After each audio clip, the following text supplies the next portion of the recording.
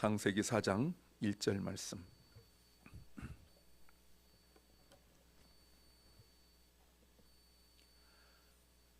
홈 2023 첫 번째 창세기 4장 1절 말씀 같이 하겠습니다. 아담이 그 아내 하와와 동침함에 하와가 잉태하여 가인이라 지었다라고 말하고 있어요. 일부러 의도적으로 말하고 있습니다. 하와가 처음 낳은 아들의 이름을 지었는데 그 이름을 뭐하러 말하냐면 간이라고, 그리고 그 이유를 설명하고 있어요. 내가 여로 말미암아 등남했다고 말합니다. 얼핏 보면 오늘날 보아도 그냥 정상적 가정이잖아요. 근데 이렇게 아들을 낳고 큰아들을 낳고 자기 동생을 쳐 죽인 이야기가 바로 이어서 나오고 있어요. 하나님께 가인도 예배를 드리고 그 동생인 아벨도 예배를 드렸는데 그 예배 때문에 형이 동생을 죽인 이야기가 바로 그 다음에 나오고 있어요. 왜 이런 비극적인 일이 시작됐을까? 이런 일이 일어났을까? 물론 겉으로 보면 예배 이야기입니다. 그런데 여러분 생각해 보세요. 가인이 이 방법 말고 다른 방법은 없었을까요? 꼭 이렇게 자기가 화가 난다고 해서 동생을 바로 들로 끌고 나가서 돌로 쳐 죽이는 그것 외에는 다른 방법 가인이 생각해낼 수 없었을까요? 왜 이렇게 가인의 성격이 이 모양 요꼴로 됐을까요? 왜 그랬을까요? 이것도 제가 생각해 보니까 두 가지 영향이 있는 것 같아요. 하나는 죄의 영향이에요. 당연히 부모인 아담과 하와의 죄의 영향이에요. 아담과 하와가 선악과를 따먹고 난 이후에, 그 이후에 물론 성경 어디에도 아담과 하와가 그것 때문에 싸웠다 이런 말은 없습니다. 하와가 남편한테 당신 비겁하게 하나님 앞에서 내가 선악과를 따서 줬다고 그런 비겁한 말 하냐? 당신이 남자냐? 쪼잔하다 이런 말 하지 않습니다. 어디도 싸웠단 말 없어요. 그런데 여러분 왜 이렇게 가인이 되었을까요? 죄의 영향이에요. 죄는 굳이 말하지 않아도 이렇게 돼요. 그래서 이렇게 말할 수 있습니다. 죄는 자라요. 죄는 쑥쑥 자라요. 믿음이 자라는 속도를 넘어서는 게 죄예요. 믿음은 석 달에 한 번씩 자란다면, 이럴 수 없습니다만 예를 들어서 믿음은 1년에 한 번씩 자란다면 죄는 날마다 자라요. 믿음이 1년에 1cm 자란다면 죄는 하루에 2m씩 자라요. 그걸 정말 기록하고 그러지 마요. 예를 들면 그렇다 그 말입니다. 죄는 막 자라요. 믿음은 말씀을 들어야 되고 교육을 받아야 되고 훈련해야 되고 말씀대로 살아봐야 되고 고난도 겪어봐야 되고 실패되고 이래야 믿음이 조금 자라요. 죄는 내버려둬도 날마다 잠만 자고 있어도요, 날마다 밥만 먹고 있어도 죄는 쑥쑥 자라요. 선악과를 따먹고 난 이후에 부모의 그 죄 영향이 자녀들에게 어떻게 되었는지 볼 수 있어요. 그런데 제가 생각해 보니까 더 큰 이유가 있어요. 바로 편애예요. 편애. 치우친 사랑. 설교 제목이죠. 죄가 사람 사이를 갈라지겠어요. 에덴 동산에서 쫓겨나고 난 이후에 부부가 한 일이 많고 할 일도 많았지만 성경에 단순히 동침했단 말밖에 없지만 그들은 육체로 하나 될 수 있었겠죠. 그러나 그들의 마음은 영은 하나가 되었다고 볼 수 없어요. 가인은 사람 인리 최초로 얻은 아들이에요. 하나님이 사람을 만드시지 않고 사람이 낳은 최초의 사람이라고 말씀을 드렸어요. 근데 여러분 성경을 가만히 다시 보아도 인류 최초로 아이를 낳은 그 아버지나 어머니의 기쁨이 성경에 없습니다. 다는 안 그러겠지만 대부분 첫 아이를 낳게 되면 그 흥분이 있습니다. 경외감이 있죠. 그런데 인류 최초로 낳은 아이에 대한 기쁨도 흥분도 어떤 감정적 표현도 없어요. 남편이 아내에게 수고했다, 고생했다, 이럴 줄 몰랐다. 여러분 왜냐하면 인류 최초로 아이를 낳은 거기 때문에 분명히 아이 낳을 때 고통이 있었단 말이에요. 그리고 뭐 제왕절개 할 수 있는 것도 아니잖아요. 그리고 분만 유도제 촉진제 이런 거 맞는 것도 아니잖아요. 어떻게 나온 줄 몰랐잖아요. 아이를 낳은 교육이 없었잖아요. 호흡법을 배웠겠어요? 아니면 옆에 닥터가 있었겠어요? 아무것도 모른단 말이에요. 그런데 아이를 처음 낳았는데 여러분 그런 말이 하나도 없어요. 그 아이를 안고 아담이 울면서 나랑 똑같은 놈 낳은 것에 대한 그 막 흥분 이런 말 없어요. 그리고 그 아이의 이름을 부부가 서로 상의하지 않고 하와가 지어버립니다. 지금까지 이름을 짓는 것은 아담의 사역, 창조 사역이에요. 근데 하와가 일방적으로 첫째 아들 이름을 지어놓고 둘째 아들도 하와가 이름을 지어버려요. 그런데 이미 치우쳐버린 그 사랑으로 말미암아 부부 사이가 육체적으로 하나가 되었겠지만 영적으로 하나 되지 못하는 그 부부의 사이. 여러분 오늘 카인의 이름의 뜻이 매우 중요해요. 여러분 카인의 이름의 뜻을 여러분 아십니까? 이게 오늘 본문 해석할 때 중요해요. 오늘 하와가 말한 것을 보면 첫 번째로 이런 뜻을 가지고 있습니다. 아들을 낳았다. 내가 아들을 낳았다라는 뜻이에요. 당연히 아들이지요. 근데 왜 아들이라고 했을까? 이것은 앞에 3장 15절이 근거예요. 선악과를 따먹고 하나님 앞에 하나님께서 만났을 때 하나님이 혼내시죠. 혼내셨을 때 하나님이 무슨 말씀하시냐면 내가 너로 여자와 원수가 되게 하고 뱀에게 하는 말이에요. 너의 자손을 여자의 자손과 원수가 되게 하겠고 그 다음 보세요. 여자의 자손이 너의 머리를 상하게 할 것이다. 이때 자손은 아들이랑과 같은 단어예요. 이 여자입니다. 이 여자의 아들이 너의 머리를 상하게 하고 짓밟아 버릴 것이다 라고 하신 말씀을 기억한 거예요. 아들 낳기를 얼마나 기다렸을까요? 내가 이 아들을 낳아서 이 아들이 에덴 동산에서 쫓겨난 뒤에 얼마나 고생하고 얼마나 힘들었겠어요. 맨날 에덴 동산에서 선악과 위에 나머지는 그냥 다 따먹을 수 있었는데 나오니까 하나님께서 아담에게 말씀하시기를 네가 땀을 흘려 땅을 이제 농사를 지어야 되겠는데 농사를 지어도 네가 심은 대로 거두지 못할 것이다. 네가 아무리 심어도 나오는 것은 엉경, 귀, 가시덤불 이런 것밖에 없을 것이다. 이렇게 말씀하셨거든요. 아무리 애를 써도 언제 해본 적 있나요? 해본 적 없어요. 그리고 지금처럼 농사기구나 좋았을까 여러분? 농사기구가 있었겠어요? 없었겠죠. 물론 지혜로운 사람이기 때문에 농사기구를 어떻게 만들었을 거예요. 또 오늘날처럼 쇠로 뭐 만들고 뭐 이런 시대가 아니거든요. 얼마나 힘들었겠어요. 뭐 파고 뭐 씨를 준다는 거 이런 거 뭐 경험치가 있어야 되잖아요. 없잖아요. 여러분 저 같은 경우도 저는 농사를 지어본 적 없지만 외가에 놀러 가면 농사 짓는 거 옆에서 구경 많이 했어요. 근데 만약 누가 저보고 한번 농사 져봐라 못합니다. 보았는데도 못해요. 예. 가끔 할아버지께서 생존하실 때 제가 여러분 보기에도 귀엽게 생겼잖아요. 어릴 땐 더 귀여웠습니다. 잘 모르시겠지만 진짜 귀여웠어요. 지나가면 사람들이 귀엽다고 우리 할머니하고 할아버지가 꼭 말씀하셨어요. 사람들 말하지 않았지만 얼마나 귀여워요. 첫 손주인데 얼마나 귀여워요. 그래서 졸졸졸 따라가면서 할아버지께서 구멍 내놓고 거기다가 씨를 넣으라는데 여러분 그 3개 4개 넣는 게 되게 번거로운 일이에요. 더군다나 3개 4개를 고르면 그럼 할아버지 몰래 몽창 집어넣습니다. 딱 걸리죠. 그러면 그렇게 인자하신 할아버지도 막 혼냈어요. 이렇게 넣으면 농사 망친다고. 여러분 할아버지께서 1대1로 가르쳐 주시는데도 몇 개 잘못 넣어가지고 혼난단 말이에요. 그리고 잘 모르게 기억도 안 나지만 깨 심을 때 하고요. 뭐 또 다른 거 심을 때 또 달라요. 무조건 넣는 게 아니에요. 근데 아담 해본 적 있습니까? 해본 적 없어요.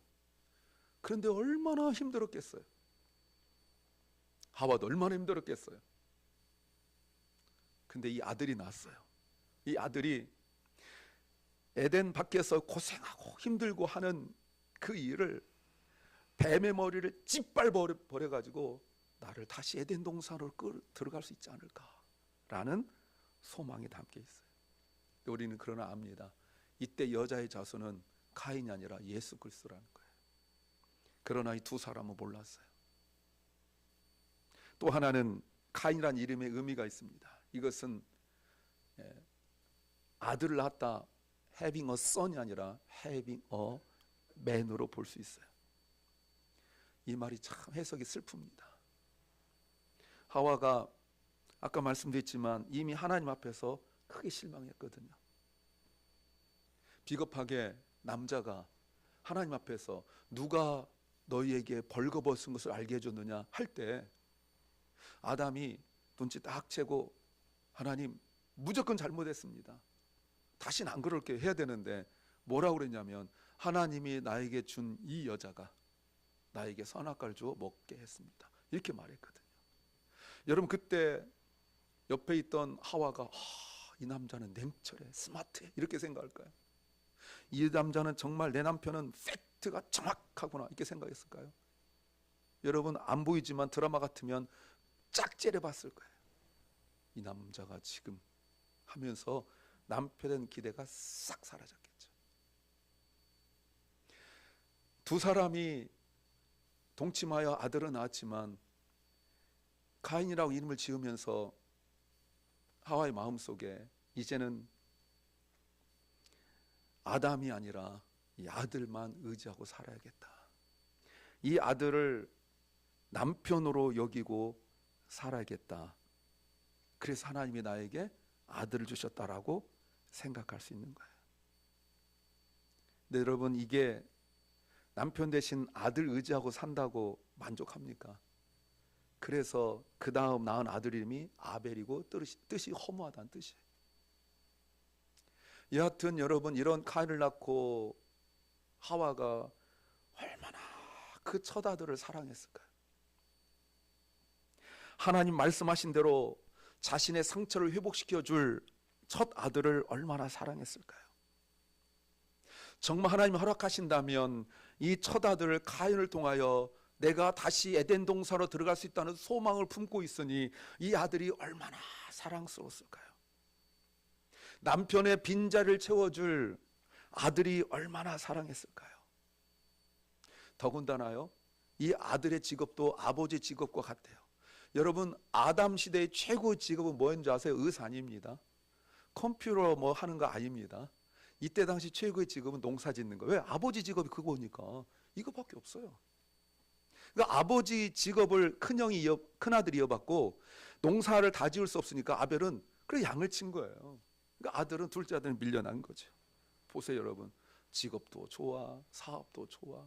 그리고 여러분 그때는 지금처럼 정부에다가 이 땅은 내 땅 등록하고 그럴 때가 아니니까 금금이 내 땅 아니에요? 금 안 그을 필요도 없죠. 뿌리면 내 땅이에요. 그러니 뭐 얼마나 부자예요. 더군다나 여러분 1절을 다시 보세요. 1절에 보면 처음으로 여호와란 이름을 이야기해요. 자기가 아들을 낳은 것이 하와 말이 내가 남편과 동침한 아들 낳았다 이렇게 말하지 않고 나에게 하나님이 아들을 주셨다라고 말해요. 여러분 성경에 처음 나오는 굉장히 신앙적인 말이에요. 여러분 보세요. 그러나 이것은 안타깝게도 어머니의 치우친 사랑이에요.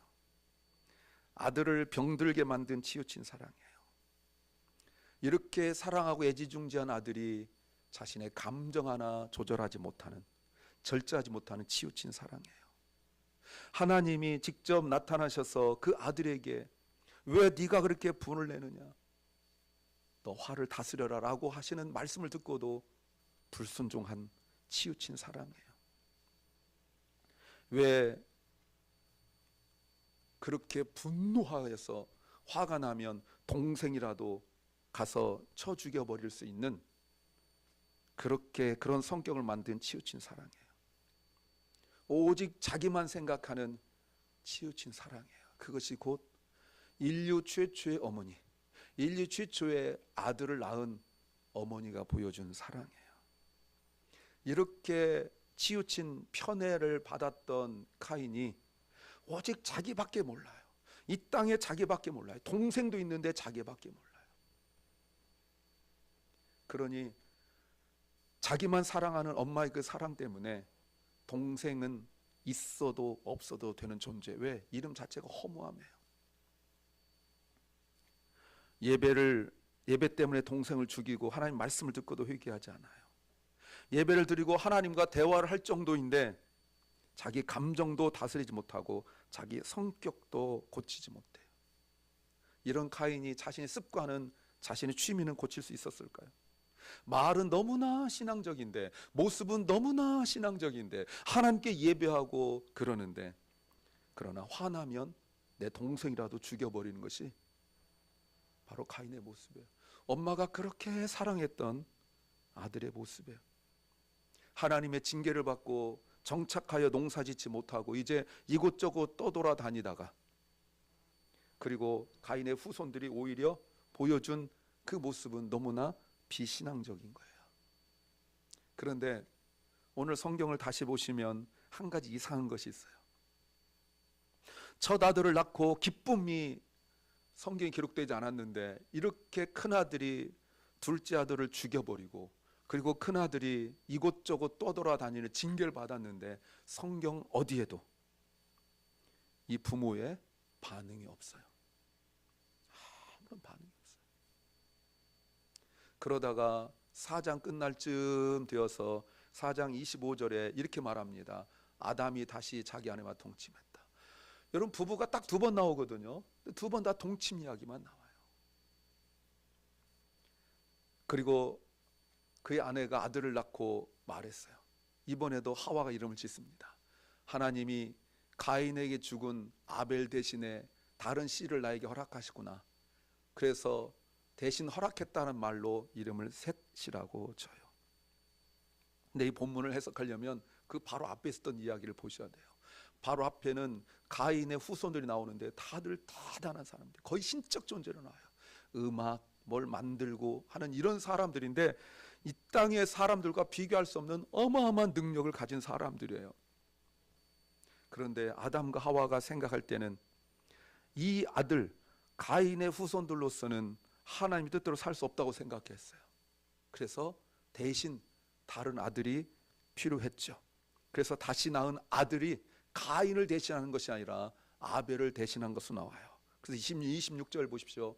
26절에 셋도 아들 낳고 아이의 이름을 에노스라 했는데, 그때 비로소 사람들이 여호와의 이름을 불러 예배하기 시작했다. 공예배가 시작됐다는 뜻이에요.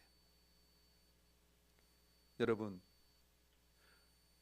이것이 어머니 아버지의 중요한 역할이에요. 가인처럼 그렇게 사랑해서 좋은 직장 갖고 좋은 사업하게 해서 돈 많이 벌고, 그리고 예배 드리고 이런 거 하면서도 자기 감정 다스리 못하는 그런 아들을 키우는 것이 아니라 예배자로 키우는 것이 바로 어머니 아버지의 역할이에요. 하와는 처음부터 이랬어야 됐죠. 그러나 가인이 아벨을 죽이는 그 아픔과 고통을 겪고 난 이후에 이제서야 정신 차린 거예요. 우리가 부모로서 이렇습니다. 여러분, 우리가 부모로서 자녀를 바른 신앙인, 바른 그리스도인, 바른 예배자로 예배를 드리는 사람으로 키우는 것이 얼마나 중요한지 우리는 잘 깨닫지 못해요. 다시 말씀드려요. 가인도 예배를 드렸어요.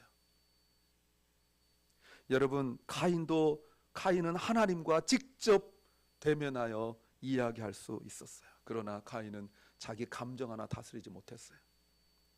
가인은 직업도 좋았어요. 사업도 좋은 직종했어요. 여러분, 우리가 자녀들이 교회 나와서 예배 드리고 또 좋은 직장 갖고 그리고 좋은 사업하면 할 일 다 했다고 생각하는 분 없겠죠. 이 가인이 자신의 잘못을 돌아보지도 못했고 다른 사람 탓하고 자신의 문제를 폭력적으로 해결하려고 했으며, 이미 치우친 사랑하는 부모는 그것이 무엇인지 몰랐어요. 왜요? 죄 때문에 그런 거예요.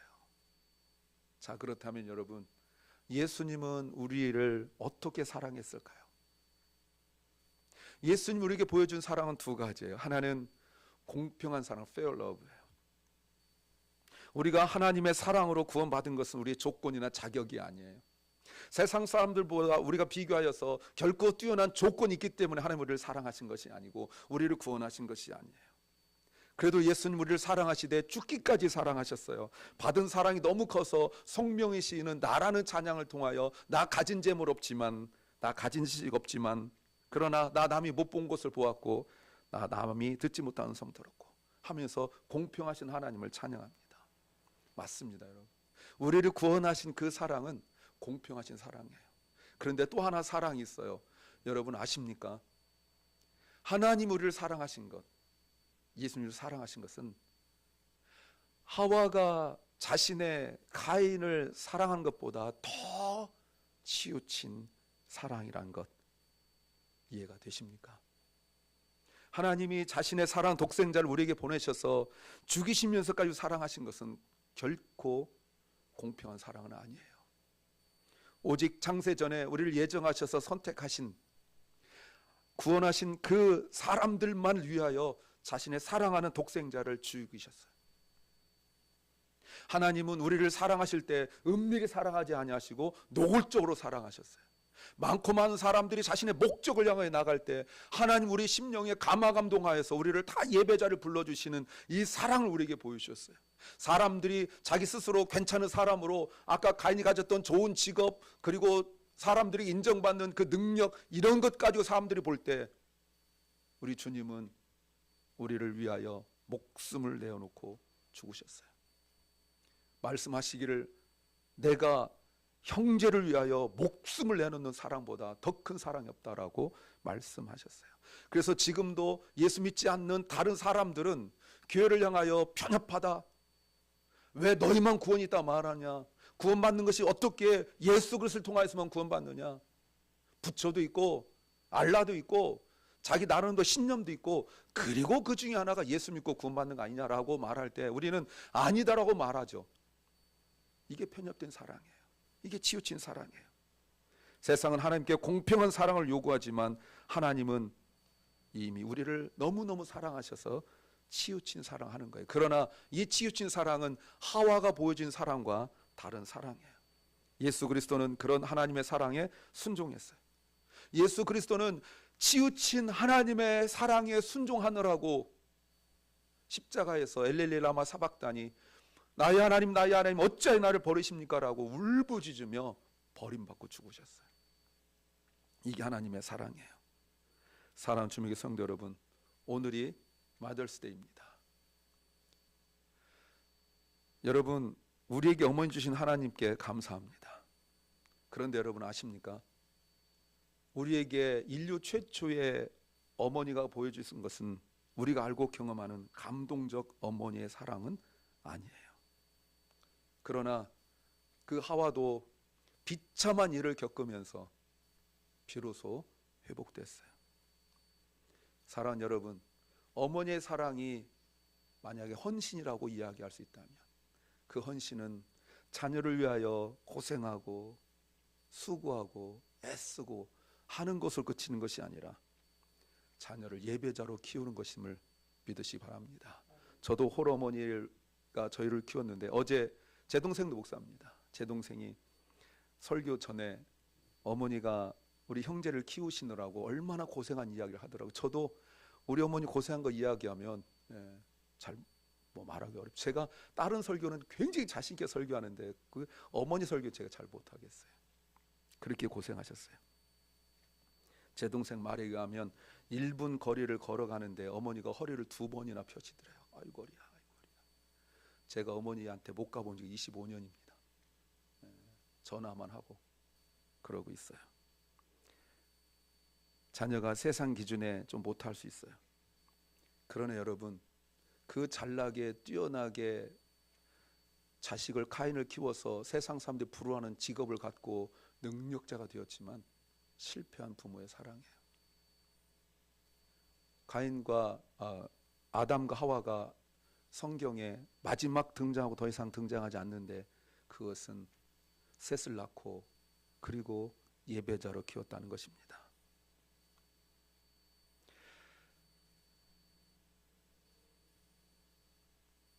마침 이번 주에 결혼하는 예비 부부가 있습니다. 우리 교회에. 마침 제가 주례를 하지 못하니까 미리 말하지만 제가 주례 안 합니다. 미리 말하는 거예요. 아이 낳고 기도하지 말고 아이 낳기 전부터 기도로 준비해야 돼요. 거룩한 아이, 하나님께 쓰임받는 아이, 무엇보다도 예배자로 자녀가 자랄 수 있도록 그렇게 키우는 것이 부부가 할 일입니다. 사랑하는 어머니 여러분, 자녀는 어리거나 어른이 되거나 어머니 무릎으로 키워져요. 지가 알아서 하겠지 그러지 마세요. 어머니 자기 힘들다고 기도하기 쉬지 마세요. 다 껐다고 자녀를 위해 기도하는 거 쉬지 마세요. 아까 우리 찬성했지만 아침 저녁 읽으시던 어머니의 성경책, 이건 이제 바꿔야 될 것 같아요. 늘상 쳐다보는 스마트폰 이렇게 바꿔야 되지 않을까 싶기도 하지만, 여러분 예레미야의 가를 보시면 2장 18절 20절에 나라가 멸망하고 날 때 예레미야가 눈물을 흘리며 이렇게 말했어요. 백성이 마음을 다하여 주께 부르짖기를, 딸 시온의 성벽아 내 눈물을 밤낮으로 강물처럼 흘려라. 내 눈동자를 쉬지 않게 하고 눈물을 흘려라. 19절 온 밤 내내 시간을 알릴 때마다 일어나 부르짖어라. 이게 무슨 말이냐면, 우리가 9시에 땡 치면 기도하라는 거 잊지 말고, 자녀를 위해 기도할 때구나. 땡 10시 치면은 기도하라는 거예요. 어떻게 해요? 물을 쏟아놓듯 주님 앞에 내 마음을 쏟아놓아라. 영혼이 주려 길거리 어귀에서 굶주려 쓰러진 내 아들을 살려달라고 그분에게 손을 들어 빌어라라고 말해요. 왜 그런지 아십니까? 20절 때문에 그래요. 예레미야가 주님 consider, 주님께서 예전에 이렇게 사람을 다루신 적 있습니까? 어떤 어머니가 사랑스럽게 기른 자식을 잡아먹는단 말입니까? 이게 실제로 예루살렘에 있었던 일이에요, 여러분. 그렇게 사랑스러운 자녀들을 자기들이 힘들다고 잡아먹었어요. 오늘 예레미야가 울면서 두 가지 얘기해요. 자녀를 위하여 눈물로 기도할래? 아니면 잡아먹을래? 아마 이 중에 있는 어머니들한테 선택하라면 다 기도한다고 그럴 거예요. 그러나 역사적으로 있는 사실을 이야기해요.